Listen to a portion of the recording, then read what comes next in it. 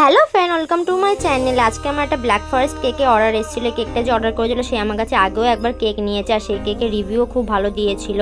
আগের কেকটা সে আমার মতন করে ডিজাইন করে দিতে বলেছিল, আর এই কেকটাও আমার মতন করে করে দিতে বলেছে। শুধু বলেছে যে ব্ল্যাক ফরেস্ট কেক করে দিতে। আর তোমরা সবাই জানো যে ব্ল্যাক ফরেস্ট কেকের ডিজাইন কেমন হয়, চেরি আর চকলেটের কম্বিনেশন থাকে। তো আমি সেইভাবে কেকের ডিজাইনটা চুজ করেছি। প্রথমে আমি কেকটা ক্রাম কোটিং করে তারপর ফাইনাল কোটিং করে নিচ্ছি হোয়াইট কালারের ক্রিম নিয়ে। এরপর আমি একটু সমান করে নেব। তারপর আমি একটু চকলেটের টপার বসিয়ে দিচ্ছি, আর এটা আমি নিজেই বাড়িতে তৈরি করেছি। এই প্রথমবার আমি এরকম ট্রাই করলাম বাড়িতে। আর সেদিনকে এতটাই গরম ছিল যে চকলেটের কাজ করা যাচ্ছিল না, তাও আমি যা হোক করে করেছি। এরপর আমি কেকের সাইডে এটা বসিয়ে তারপর আমি একটু ভেঙে নিচ্ছি উপর থেকে, যেহেতু এটা অনেকটাই লং ছিল। তারপরে আমি ওই সব কিছু করে নিই। তারপর আমি হোয়াইট কালারের ক্রিম নিয়ে একটা স্টার নজল নিয়ে ডিজাইন করে দিচ্ছি। এরপর আমি মাঝখানে কিছু ডার্ক চকলেট দিয়ে দেবো।